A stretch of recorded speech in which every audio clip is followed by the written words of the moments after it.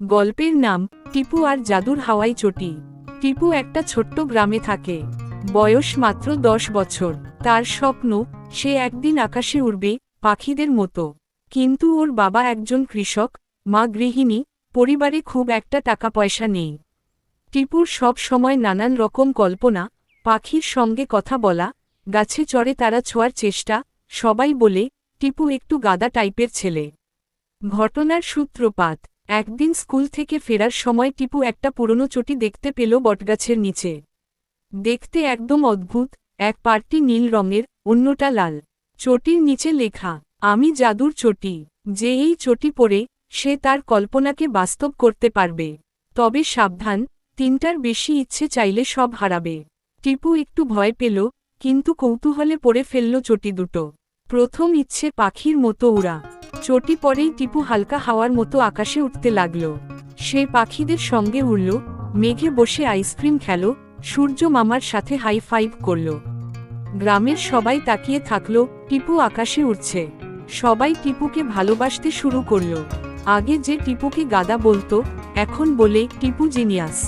এবার দ্বিতীয় ইচ্ছে স্কুলকে চকলেট স্কুল বানানো। টিপু ভাবল, স্কুলটা যদি চকলেট দিয়ে বানানো হতো। চটি জুতা টিপতে স্কুলের দেয়াল হলো চকলেট, বেঞ্চ হলো বিস্কুট, বোর্ড হলো ক্যান্ডি। পড়া না করে সবাই খেতে শুরু করল, শিক্ষকও। কিন্তু কিছুক্ষণ পরেই পিঁপড়া, মৌমাছি আর কুকুর এসে স্কুলটাকে লণ্ডভণ্ড করে ফেলল। টিপু বুঝল, সব ইচ্ছা ঠিক হয় না। এবার শেষ ইচ্ছা, তৃতীয় ইচ্ছে পুরো গ্রামে আনন্দ আনা।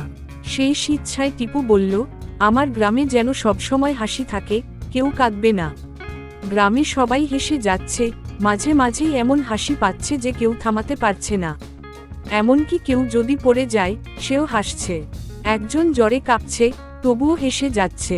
টিপু ভয় পেল, এই হাসি তো অভিশাপ হয়ে যাচ্ছে। তবে চটির নিয়ম অনুযায়ী সে আর কোনো ইচ্ছে চাইতে পারবে না। টিপু গেল সেই বটগাছের নিচে। বলল, দয়া করে চটি, আমার গ্রামকে আগের মতো করো। আমি আর ইচ্ছে চাই না। চটি নড়ল না। তখন সে নিজের জুতা খুলে চটি খুলে বটগাছে রেখে বলল, আমি ভুল করেছি। আমাকে মাফ করো। ঠিক সেই সময় ঝড় উঠল, আকাশে বাজ পড়ল, আর চটি উড়ে গিয়ে মিলিয়ে গেল। পরের দিন সব আগের মতো, স্কুল আগের মতো, গ্রামে কেউ অকারণে হাসছে না। টিপু বুঝল, জীবনে সব কিছু একসাথে পাওয়ার লোভ ভালো না। বাস্তবে ঘাম ঝরিয়ে কিছু অর্জন করাটাই সবচেয়ে বড় জাদু।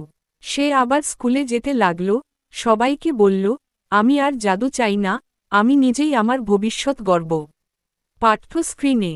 গল্পটি ভালো লাগলে সাবস্ক্রাইব করতে ভুলবেন না।